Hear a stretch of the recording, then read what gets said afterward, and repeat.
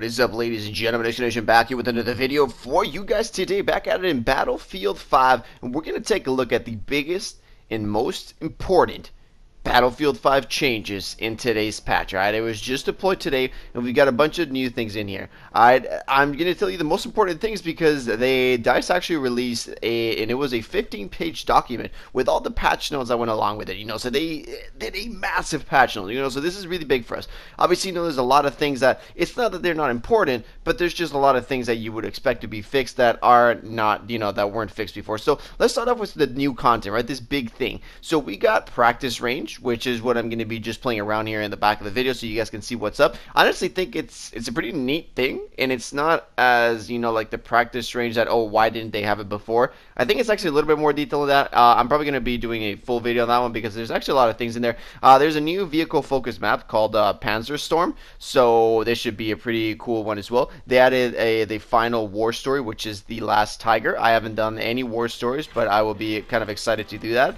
And they added finally vehicle skin customization, which should have been in there before, but I mean, it's still all good. And one of the main ones, one of the biggest issues that they had before was they had this sort of issue where there was like infinite loading screens. So this is pretty good because this is all resolved, so this is something that is going to be pretty cool in here.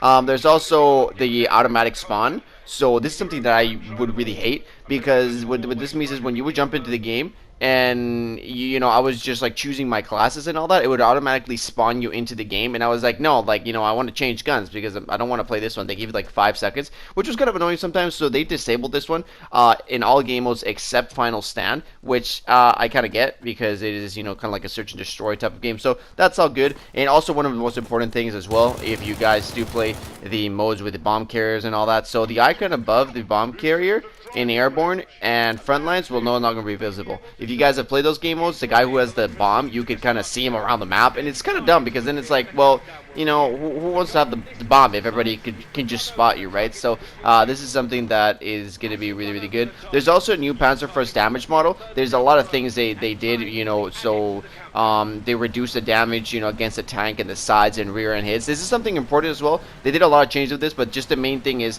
they kind of made it harder for the Panzerfaust, which is the bazooka, to kill tanks. I thought this was really OP. I mean, I'm a big tank, and these guys were coming, they're just shooting down my tank like within seconds. And any hit they did was like a brutal hit, which was kind of annoying. So I'm kind of glad they actually did this.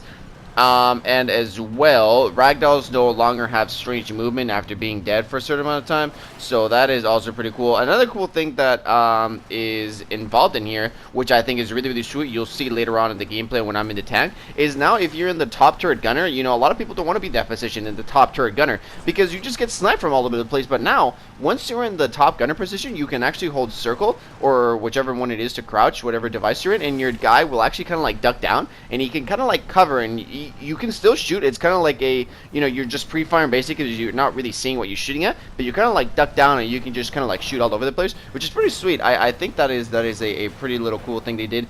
One of the bad things is they did a lot of changes with airplanes. I really think they're OP, so they did change a couple of things there, nerfed them quite a bit, but now they also added a 2.5 zoom to airplane for airplanes, so this is going to allow a superior scouting at the battlefield, right? So we got, guys that are really good at shooting with airplanes. They're just going to be able from above and be able to snipe you, which I still don't know. I still think that airplanes are really OP. I still think they need to add a little bit more things to destroy airplanes. I just think right now they are, they just keep coming by, and if there's no other airplanes in the sky to challenge them, I mean, nobody in the ground can do anything. That's why it's kind of annoying, right? If there's not another tank, if you're in a tank and there's not another tank to fight you, everybody else can still take you down, throw a couple of nades, so there's Panzers, so there's a lot of things. But with airplanes, it's just a little bit different. So they just talk about a lot of things that they did change to the, about the planes. If you're really into the planes, like I said, go ahead and check out their main patch notes and things like that.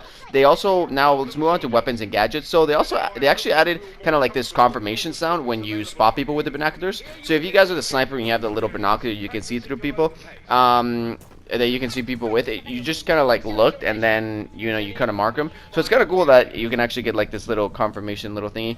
Smoke grenade launcher now actually blocks spotting, so, and it includes from suppression as well. So if you guys just see a smoke and start suppressing, you guys won't actually mark anybody, which is pretty cool. This is what I'm talking about. If you guys can see the screen, what the guy does, he just kind of like ducks down and you can still shoot, which is a pretty unique thing.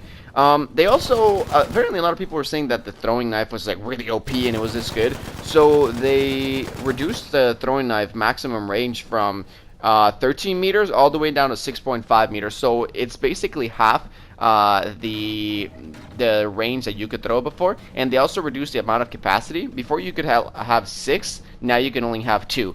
So I knew people that were saying that they loved it, but I honestly never I don't think I've ever been killed with a throwing knife. Maybe I think once, that's it, but it's nothing like, like I'm facing these the snipers and they're just sniping me all the time. I didn't really get that, so I don't know. I don't really know why they did this. If you guys had a different situation, yeah, but that was on my opponent's side. A cool thing as well is bolt actions will no longer deal slightly reduced damage when hitting the lower body or upper arms. If you guys knew, with bolt actions, you basically have to hit him, like headshot to one-shot him or do a lot of damage. If you kind of like hit him down below, it'd be like 40 damage, like 15, you'd be like, come on, man, like, what the hell is this? So now they will no longer deal reduced damage, which is pretty cool.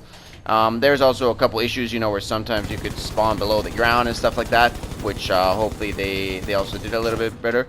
They also delayed all airplane spawns in pre-round by 30 seconds. So this was also really cool because I noticed that I literally spawned and then there was already like enemy airplanes above me, and I'm like, did I just join a started game? I don't think so. So this is actually pretty cool as well. A couple of changes here with the chat log and stuff like that. But basically, that is pretty much it. A couple of changes for the PC, the social hub and stuff like that. But yeah, that is basically the biggest and most important changes right now that came to Battlefield 5. If you guys did enjoy this video, then please click that like button. I appreciate it so much. And yeah, like I said, I'm probably going to be doing a video on this firing range. I know right now we're just kind of playing around here, but I think it is a pretty cool little thing, and I'm going to go over it, what you can do, because it's a little bit more in depth than what people think of. So yeah, thank you very much for tuning in. Peace out, everybody, and I'll see you all in the next one.